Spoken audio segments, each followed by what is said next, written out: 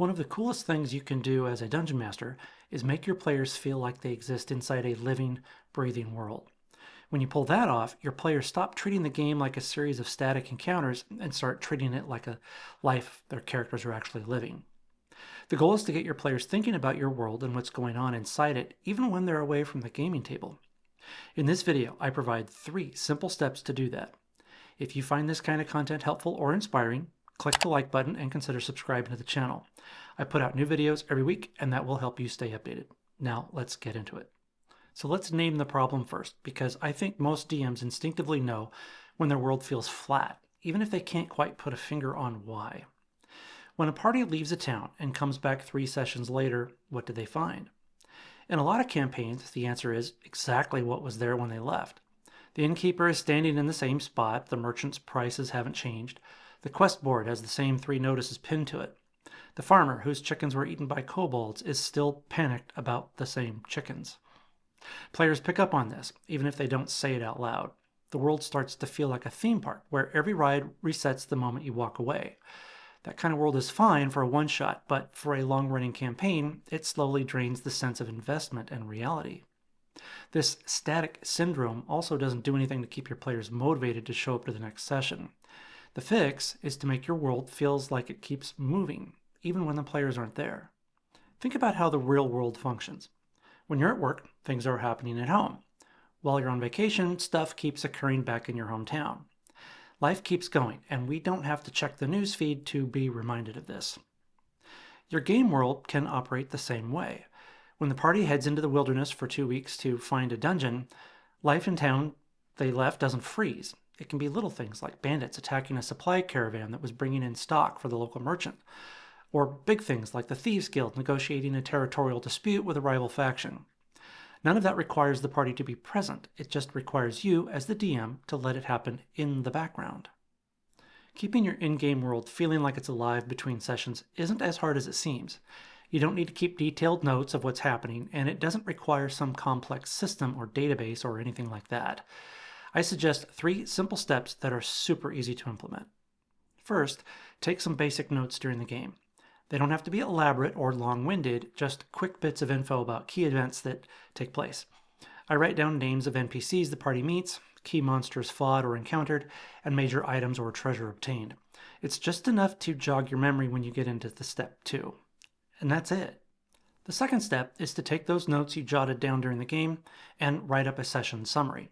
I suggest doing this within 24 hours of the game session so things are still fresh in your brain.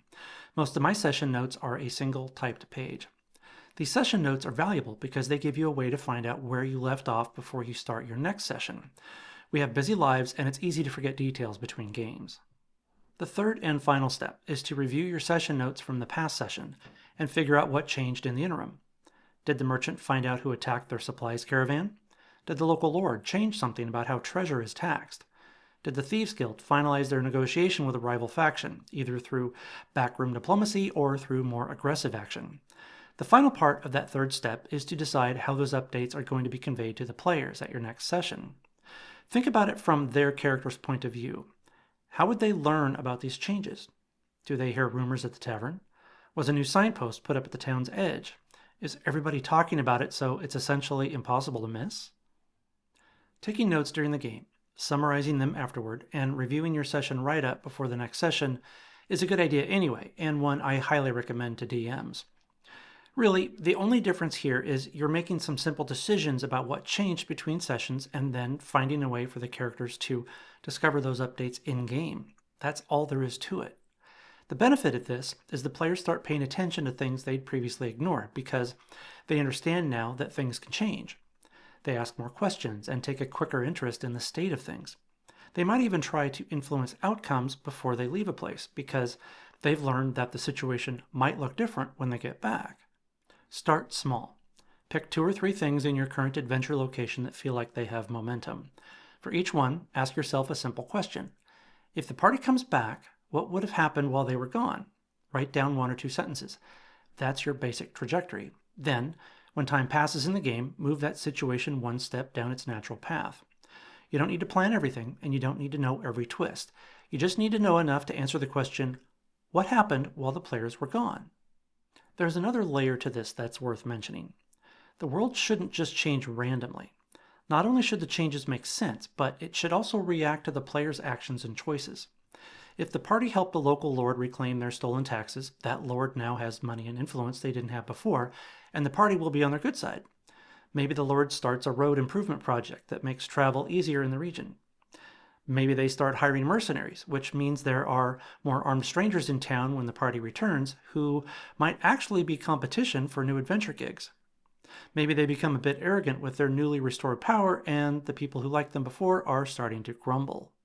If the party cleared out a dungeon that had been terrorizing a village for years, the village is going to change in response to that security. People will move in, or a merchant might set up shop.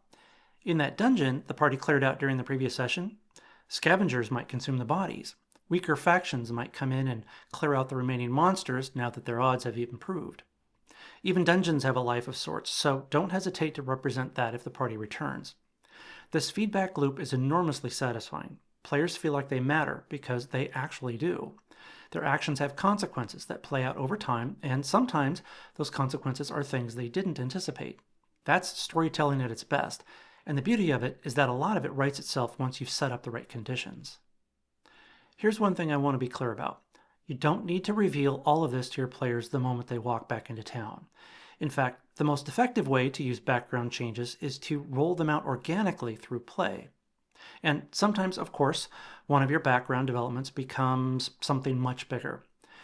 When your living world produces organic and natural seeming hooks, you know it's working. However, it's still the DM's discretion to summarize at the beginning of a session all that happened while the party was gone. This can be like your introduction to a new campaign, except you're orienting the players to what transpired in an area they've already visited. That's your call. Here's something that took me a while to fully appreciate. A living world isn't about doing more work, it's about doing the right kind of work. Instead of spending all your prep time on encounter maps and monster stat blocks, spend a little bit on the human and political and environmental texture of the world where your players are moving through. Give your major factions goals and timelines. Give your notable NPCs lives that don't revolve around the party. Let your world have weather and seasons and economics and rumors that have nothing to do with the current quest. I'm especially fond of using weather and other natural events to give the campaign that sense that it's a living world. Your players will feel the difference.